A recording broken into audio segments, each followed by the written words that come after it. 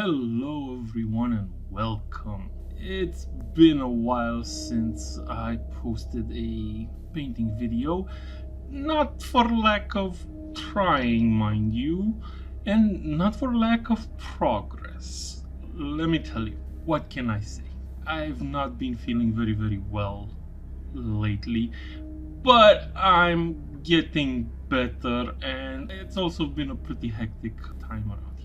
Before I mention everything regarding all of these, let me first explain what's going on here a little bit. Why am I using an airbrush to paint these guys? I wanted to fully test out my new compressor, and I was hoping I would get a much better coverage and better and brighter colors for the bits that I wanted to get. And I tried to do this with Aethermatic Blue, which is a contrast paint that I used in all of the in-depth fleshy bits for the models for the Von Ryan. I liked how it came out, but unfortunately I don't have a precision airbrush. It's incredibly good for doing base coats, and I really can't wait to test them out on something that actually has armor or panels or anything like that, but it's not really that accurate, and I ended up going everywhere with it. It's basically even 2 centimeters away from the model I am spraying in a cone, and that's not really great. Why is it not that great? It does offer very good coverage, it does make everything look really good, and it covers everything, but it goes everywhere. So now I have to come back with white to get back the base coat that I need for the subsequent contrast paint layers. So yeah, it's not ideal, and also despite the fact that I'm using a contrast paint, it will not go in all of the recesses and create the shadows, and I have to come back and do another pass with a different color and create the shadows and the midtones and the highlights again. You know, I told you I don't do highlights and midtones and so on and so forth, but you kind of have to, because you want to have as much depth and as much details showing, especially when using contrast paints. So it's not ideal to use it through an airbrush like this and hope to get the same results you get using a brush. So that is why after the first one I went back and did it all with a brush. But I wanted to really make these guys pop, and since they're a bit more special than the Barbgaunts and the Ripper Swarm and so on and so forth, so I decided that I want all of these fleshy parts to really pop.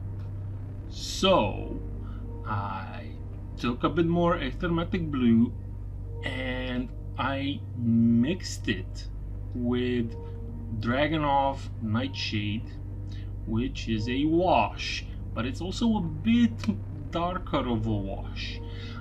I could have just used straight Dragonov Nightshade, but that would have really darkened everything, and I still wanted to keep all of the vibrant colors. And it worked absolutely amazing. By mixing the wash with the contrast paint, I lightened the wash considerably while still keeping it a bit darker than the base color. When I put this new color over everything, it still had all the properties of contrast paint, which meant that it pulled in all of the recesses and it really emphasized all of the lines of the model. So yes, then I would still have to bring up all of the midtones of the Thermatic blue because it kind of darkened them a bit. So I tried as well, but it wasn't very successful. At the same time, it was successful in a different kind of way. I don't know. It just worked. So what I did was I tried again to use something that is not meant to be used like that, but it worked sort of ish, meaning I tried to dry brush with a Thermatic blue, which is again a contrast paint. Now these paints are not designed to be used to dry brush, they're designed to flow, and dry brushing is not really, I don't know if I can find the same colors in multiple types of paint, but I will look into it and I will probably try and do that going forward and just try and have different types of paints. That would be awesome if I could do that, but unfortunately I don't really have the budget right now to invest in more paints, and I have to do with what I have. I have to make do with what I have at the moment. This is also a good thing because improvisation is the mother of all innovations, something like that. Anyway, point of the matter is I don't know if it actually worked or not, but it did bring up something brighter to the forefront. I don't know whether I took off a layer with my dry brush or it actually worked the way it was supposed to, but the effect is there and it's still bright just the way I wanted it done. So that's the whole process with these fleshy parts. Now let's talk a little bit about my process. I was really hoping that I would make a lot more progress with these units because they are small in number. The Reaper Swarms I got done in a week and that was easy, but they were really small and only 3 of them. Then I, with the Von Ryan, even though I posted this in like 2 weeks I think or something like that, I honestly can't be bothered to check the timeline right now, but I've been feeling a bit under the weather. I wasn't feeling very well and I was not in the mood to get everything done. I spent plenty of hours while, you know, painting and working on them. I think I spent like 6 hours in total so far on these guys because it does take a while to set up everything and redo the base coats in white, then again in Omega Purple, do the shading like I said with a mixture and so on and so forth, and then go back and make some shade purple for the nails and for the claws and so on. And the hooves, it takes quite a while. That's why it took as much as it did. Add to that all the editing times, and add to that finding and being in the mood to do the recordings can be quite challenging. Finding time to do all of this, and some of these things need to be done when I'm home alone. It's difficult, to say the least. But hey, it's winter, I got nothing else to do, and the weather just does not want to work with me, so I can go and work around the house and get some relaxation that way. So this is the best I got so far. Right, what else is there to mention? Oh yeah, I really hope you guys are enjoying, or at least some of you are, all of the shorts I keep posting. I've been meaning to do this for a while and show much more of the gameplay for combat cards. If you haven't checked those out, please do so. They're right there on the channel. I'll keep going with these. It's been rough with that as well due to the way I've been feeling. I think I missed 1 or 2 campaigns, but they were also incredibly difficult to film. They were really hard and not necessarily difficult, rather hard to, because you had to constantly change like your warlord and make new armies and so on and so forth. But I found a way around those. I've also been messing about with the settings, and I failed to capture some videos correctly. I missed the sound on some of them. Difficult. YouTubers complaining about how hard their life is by making video, even though I'm not even making money off of these. What else? Alright, enough chit chatter about how hard the YouTube is. It doesn't really matter. I am not even getting in the algorithm. I don't think even my videos are getting where they should be, but who cares anymore? This is a fun project for me, and I really hope you like it. Hey, if I still have your attention and I really want, help me out, help me to grow. Please share this video with somebody you think might like it, and who knows, maybe I can reach a decent subscriber number and move forward from there. But yeah, I really hope I get to make something out of this channel, not because I want to do it full time, but rather because this is fun and I want to see that I can make something out of it. It would really be nice. I know a lot of people are saying follow the trends and so on and so forth. I'm not following any trends. I will never follow any trends. I will do my own thing, and if you guys like it, please help me grow. I'm sure there are many more like me who like this stuff and really want something out of the ordinary that is not following all of the trends at the moment. Okay, enough. Like I said, for the itty bitty claws and smaller hooves and so on and so forth, I use Shade Purple. For the big claw things, I'm going to use the Dark Angel's Green because they are part armor, part claw, and I wanted to show that.